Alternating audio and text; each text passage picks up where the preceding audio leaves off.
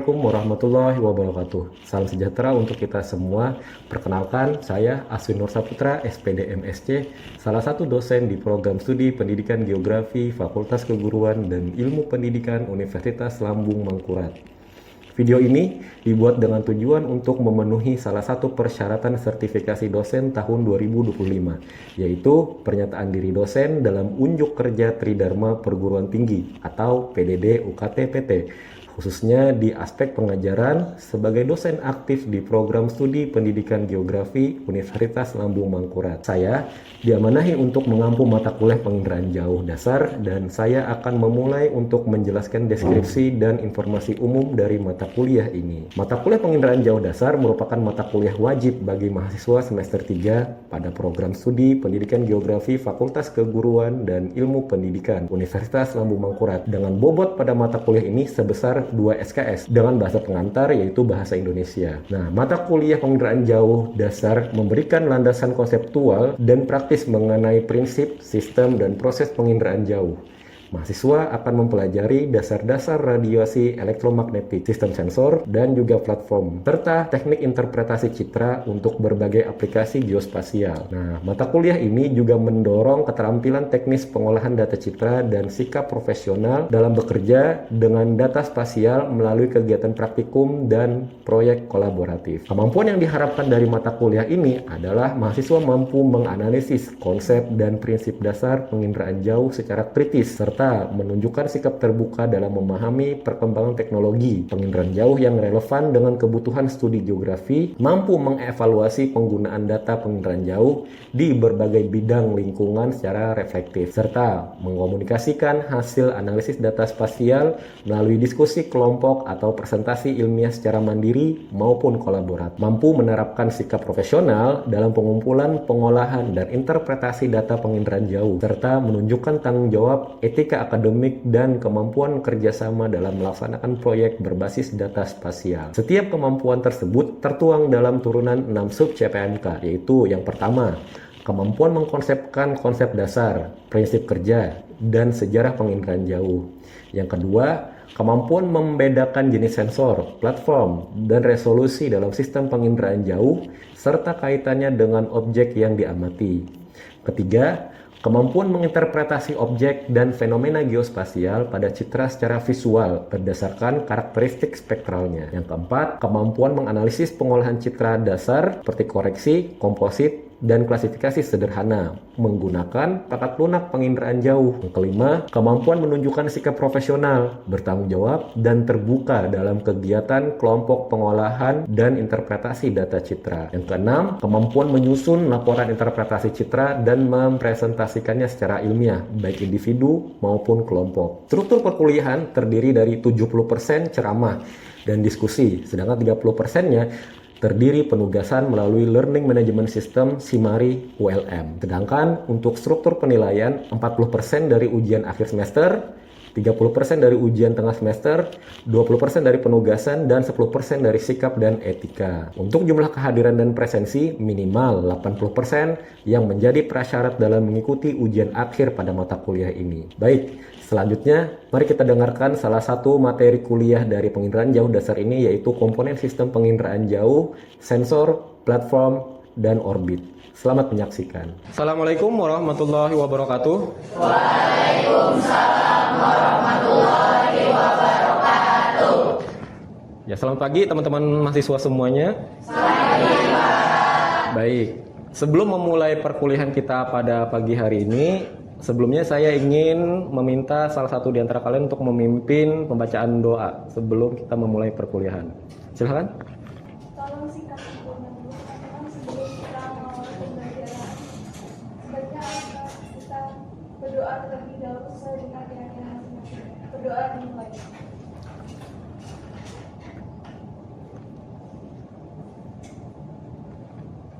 Berdoa selesai. Ya. Terima kasih.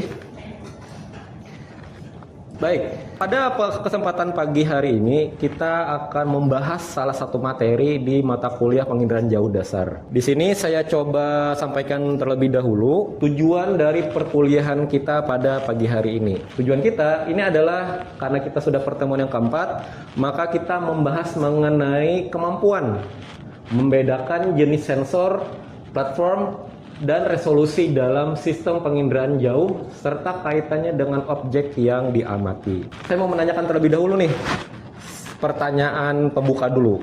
Oke, saya mau nanya nih di antara kalian, pernah nggak kalian menggunakan Google Maps? Kira-kira bagaimana cara kerja Google Maps? Ada yang bisa? Saya Pak. Silahkan. Izin jawab dari pertanyaan di atas itu dia mengatakan bagaimana cara kerja Google Maps. Menurut saya cara menggunakan Google Maps itu dia menggunakan data liputan dari citra satelit Pak. Oke, baik. Sangat bagus. Iya. Nah, jadi kalau kalian pernah melihat Google Maps, nah, salah satu cara kerjanya adalah dia memanfaatkan dari hasil liputan satelit seperti itu. Nah, di sini saya akan menunjukkan sebuah video pendahuluan terkait materi yang akan kita bahas.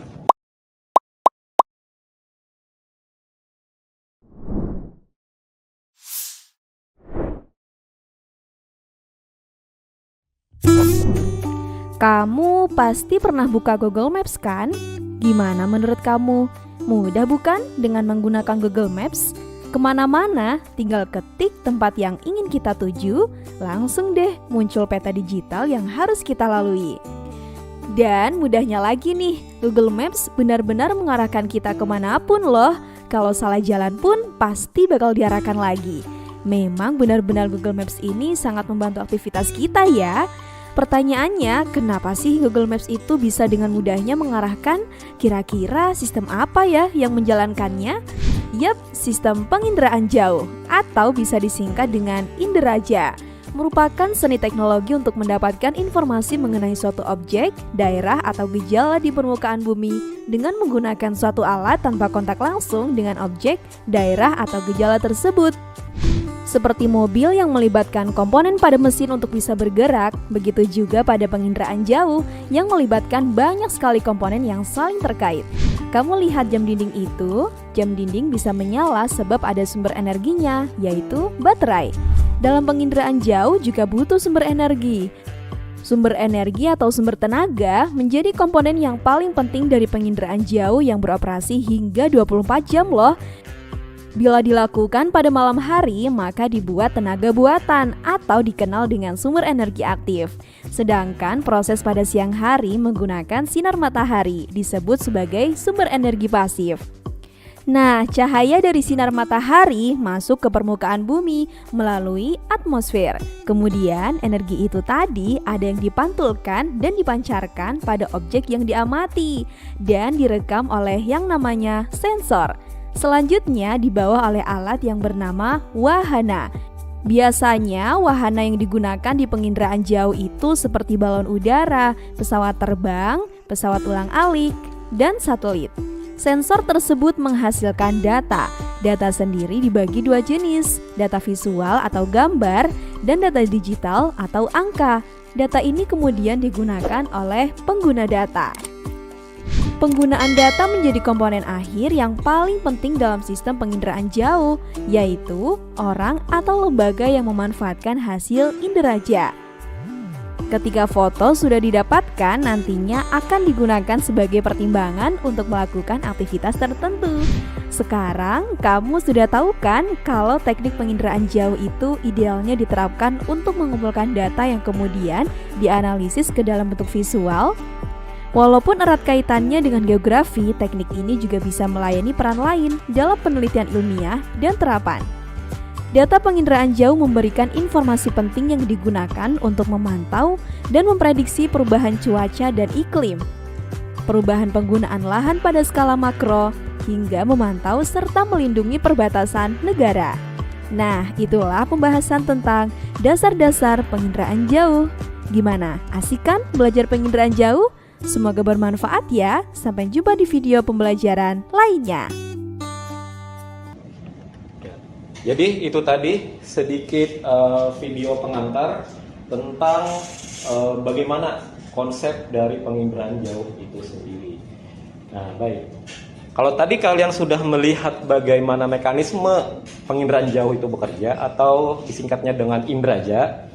Nah, selanjutnya di sini saya akan menerangkan tentang beberapa komponen dari penginderaan jauh itu sendiri. Bisa kalian lihat jelas yang pertama itu adalah adanya sumber energi. Ini merupakan salah satu unsur komponen yang paling utama. Yang kedua adalah adanya objek, target. Yang ketiga adanya satelit. Terus yang keempat adanya penerima data yang nantinya akan digunakan oleh user, pengguna, baik dari kalangan ilmuwan ataupun dari kalangan masyarakat. Secara sistem, ada dua sistem penginderaan jauh. Dua sistem itu, yang pertama adalah sistem penginderaan jauh pasif dan juga sistem penginderaan jauh aktif. Jadi terbagi dua. Yang pertama adalah sistem penginderaan jauh pasif, terus yang kedua adalah sistem penginderaan jauh aktif. Seperti itu. Seperti yang terlihat di slide yang ada di depan kita. Nah, jadi secara singkat, sistem penginderaan jauh pasif itu didasarkan kepada kebutuhannya terhadap sumber energi di luar dari satelitnya. Apa sumber energinya? Yaitu adalah berupa matahari. Seperti itu. Nah, sistem penginderaan jauh pasif dia sangat tergantung terhadap sumber energi berupa matahari itu tadi. Nah, jadi tanpa adanya matahari, maka untuk sistem penginderaan jauh pasif dia akan sangat sulit untuk bekerja. Nah, kebalikannya, berlawanan dari sistem penginderaan jauh pasif itu adalah sistem penginderaan jauh aktif. Benar. Nah, di sistem penginderaan jauh aktif, berbedanya adalah pada ketiadaan penggunaan sumber energi di luar dari energi yang dikeluarkan oleh wahana itu sendiri. Sehingga wahananya tersebut memiliki kemampuan untuk bisa memancarkan energinya sendiri. Jadi secara otomatis dia tidak tergantung terhadap penggunaan sumber energi di luar dari wahana itu hasilkan.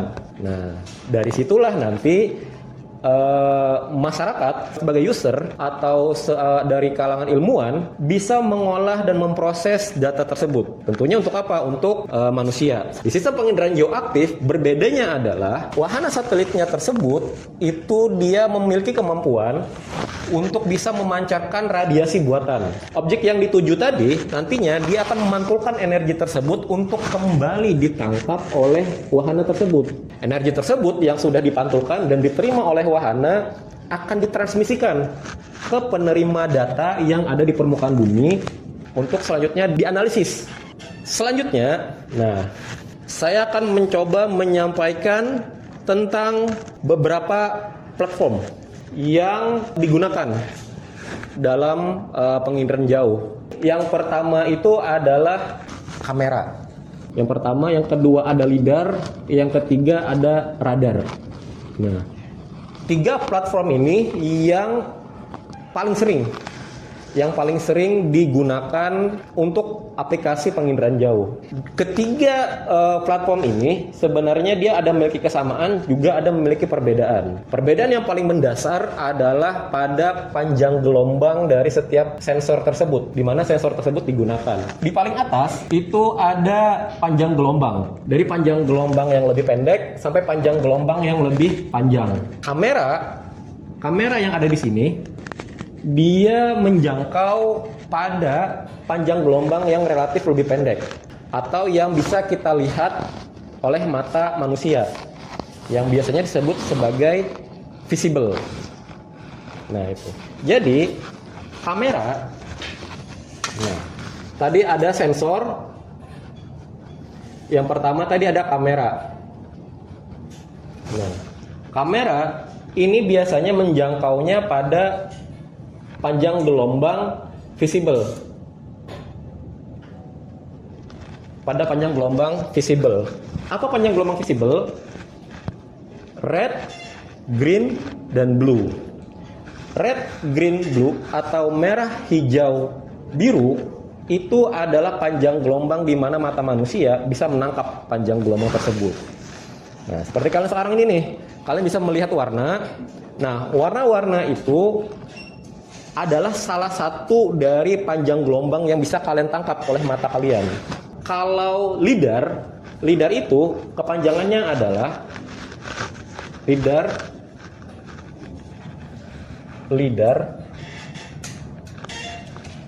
itu kepanjangan dari light detection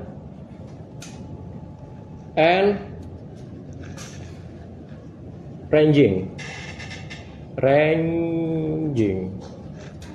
Salah satu karakteristiknya adalah di panjang gelombang sekitar infrared.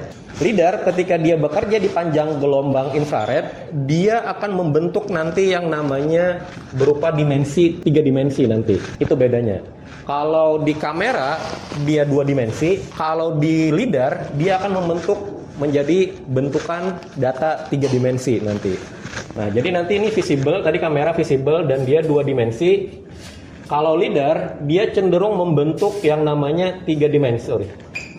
Dia nanti akan bekerja pada infrared IR, dan juga dia nanti akan membentuk bangunan atau data 3 dimensi.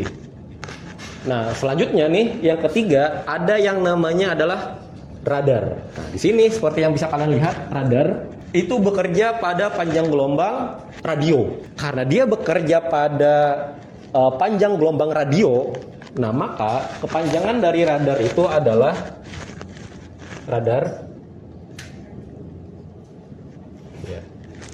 panjangannya adalah radio detection and ranging, sama. Nah, itu radar. Dia bekerja pada panjang gelombang radio. Sama seperti lidar, dia nantinya akan membentuk bangunan atau bentukan 3 dimensi. Hanya saja radar itu tidak sedetail seperti kayak lidar. Nah, apalagi biasanya faktor gangguan cuaca. Nah, di sini disampaikan ya, biasanya faktor kondisi cuaca itu sangat berpengaruh terhadap hasil dari pengamatan menggunakan radar. Jadi bisa dilihat ada beberapa jenis sensor, ada 3 yang paling lazim digunakan di masyarakat atau juga oleh para ilmuwan. Selanjutnya muncul pertanyaan, yaitu yang manakah yang merupakan sensor aktif? Ada yang bisa? Ya, silakan. Jadi yang termasuk sensor aktif itu lidar dan radar, karena keduanya itu memancarkan energinya sendiri, sedangkan kalau kamera itu membutuhkan sumber cahaya lain seperti itu. Baik, terima kasih Mbak Dias atas jawabannya. Nah, jadi di sini ada 2 sensor yang termasuk dalam kategori sistem penginderaan jauh aktif. Nah, yaitu adalah lidar dan juga radar. Seperti itu. Nah, selanjutnya sensor tadi dia terpasang pada platform. Di sini bisa kalian lihat ada beberapa kategori. Nah, bisa dilihat di sini ada jenis platform yang paling pertama, kita coba ambil dari yang paling bawah, paling dekat dengan permukaan bumi, yaitu adalah platformnya ground base. Ground base itu dikategorikan ground base kisaran pada ketinggian sekitar 150 meter dari permukaan tanah. Jadi wahana yang digunakan dalam jangkauan ketinggiannya adalah 150 meter, maka itu termasuk dalam kategori ground base. Apa aja ground base? Adalah UAV, drone, ada hyperspectral, lidar tadi, dan juga optical. Optical ini adalah kamera. Nah, kamera yang tidak terpasang tadi kan ada 2, ada kamera yang biasanya kita gunakan seperti itu, ada kamera yang biasanya dia nempel atau dipasang di wahana yang lebih jauh lagi. Sebenarnya bisa kamera dipasang di wahana airborne atau spaceborne. Nah, tapi di sini kategorinya adalah optical atau kamera yang memang kita gunakan untuk permukaan bumi kayak gitu, yang di dekat permukaan. Lebih tinggi lagi di kisaran 300 meter atau 0,3 km. Nah, di sini sudah termasuk dalam kategori airborne. Ada beberapa tipe atau wahana yang bisa kita lihat di sini, contohnya ada airborne multi hyperspectral SAR lidar. Lidar juga bisa dipasang. Jadi selain kamera dan lidar yang ada di permukaan yang biasanya ditancapkan di tanah, nah lidar juga bisa dipasang di wahana airborne. Lidar itu bisa digunakan secara horizontal atau bisa juga digunakan untuk peliputan secara vertikal. Lidar, terus ada aerial fotografi yang dimana dia menggunakan wahana yang lebih yang lebih kompleks lah, jelas, yaitu adalah pesawat udara. Ini bisa helikopter dan juga pesawat yang lebih besar lagi. Seperti itu. Jadi pesawat baling-baling ini bisa digunakan juga untuk aerial fotografi. Lebih tinggi lagi, jauh di atas 10 km, bahkan mungkin mencapai 100 km ke atas, spaceborne ini cenderung dia berada hampir di luar dari atmosfer kita. Nah, tapi masih terpengaruh oleh gravitasi bumi. Nah, sehingga kebanyakan dari wahana-wahana ini adalah wahana-wahana yang cenderung tidak berawak. Karena dia cenderung tidak berawak, tidak ada pilotnya seperti itu. Ketika diluncurkan, dia dinaikkan ke atas menggunakan pesawat. Ketika sudah beroperasi, dia tidak ada awaknya lagi, tidak ada manusianya lagi. Nah, geraknya dia memanfaatkan dari posisi dari pengaruh gravitasi. Sehingga sebenarnya secara fisiknya wahana spaceborne itu tidak gerak. Yang gerak adalah buminya. Nah, sehingga terlihat bahwa wahana ini yang bergerak. Nah, jadi ketika bumi tadi bergerak pada kecepatan tertentu seperti itu, maka akan membuat wahana tadi bisa meliput keseluruhan permukaan bumi. Ketika bumi berotasi, itulah yang membuat wahana tadi bisa meliput keseluruhan permukaan bumi. Cepat lambatnya wahana ini meliput itu tergantung pada bagaimana ketinggiannya ketika dia dioperasikan. Semakin dia tinggi dari permukaan bumi, maka kecepatan liputannya akan semakin cepat. Sebaliknya, semakin dekat dia dengan permukaan bumi, maka kecepatan liputannya akan menjadi semakin lambat. Yang paling cepatnya 1 hari. Karena kenapa? Bumi kan berotasi selama 24 jam. Nah, jadi dia bisa berotasi tadi balik lagi ke posisi awal dalam waktu 1 hari. Jika mau yang lebih cepat lagi, maka menggunakan ground base. Karena langsung saat itu juga diterbangkan dari permukaan bumi, langsung dia bisa meliput. Saat itu juga, kapanpun kalian mau meliput. Nah, berbeda dengan wahana satelit, ya kan? Karena dia perlu diluncurkan dulu. Dari penjelasan 3 platform tadi, muncul pertanyaan, yaitu jika kalian ingin memetakan banjir secara berkala, sensor dan platform mana yang kalian pilih? Ada yang bisa jawab? Ya, silakan. Jadi menurut saya platform airborne itu lebih cocok, contohnya seperti drone atau pesawat kecil, karena dia bisa terbang lebih rendah untuk menangkap gitu ya kondisi banjir. Kemudian juga waktu yang digunakan itu lebih fleksibel dibandingkan dengan satelit. Baik, terima kasih Mbak Aisyah atas jawabannya. Baik, nah di akhir perkuliahan ini saya akan memberikan penugasan untuk kalian, yang mana nantinya penugasan tersebut akan kalian kerjakan dan juga dikumpulkan melalui LMS, yaitu SIMARI kalian masing-masing. Nah, tugasnya adalah membandingkan antara ketiga platform tersebut yang tadi sudah kita bahas, bandingkan keunggulan dan kelemahannya. Waktunya selama 1 minggu, nanti silakan dikumpulkan di LMS kalian masing-masing, yaitu SIMARI kalian masing-masing nantinya. Oke, nah dari penjelasan saya tadi, kira-kira ada yang bisa memberikan rangkuman atas apa yang sudah kita bahas pada kesempatan hari ini? Ya, silakan. Baik, saya ingin menyimpulkan terkait dengan pertemuan hari ini, yaitu penginderaan jauh dasar. Yang saya tangkap di sistem penginderaan jauh itu ada 2 sistem, yaitu pasif dan aktif. Kemudian sensornya 3 jenis, yaitu kamera. Kamera itu meliput dari visible, juga 2 dimensi dihasilkannya. Kemudian yang kedua ada sensor lidar atau panjangannya light detection and ranging, itu menangkap panjang gelombang di infrared. Kemudian data yang dihasilkan 3 dimensi. Kemudian yang ketiga sensor radar atau radio detection and training. Radar itu menangkap di panjang gelombang radio yang menghasilkan juga 3 dimensi. Dan ada 3 jenis platform juga, ground based, airborne, spaceborne. Mungkin seperti itu Pak. Sekian dari saya, terima kasih. Baik, terima kasih Mas Gaza atas rangkuman materi pada pagi hari ini. Baik. Oke, saya rasa itu yang bisa saya sampaikan dan mohon maaf atas kesalahannya. Saya akhiri. Wassalamualaikum warahmatullahi wabarakatuh.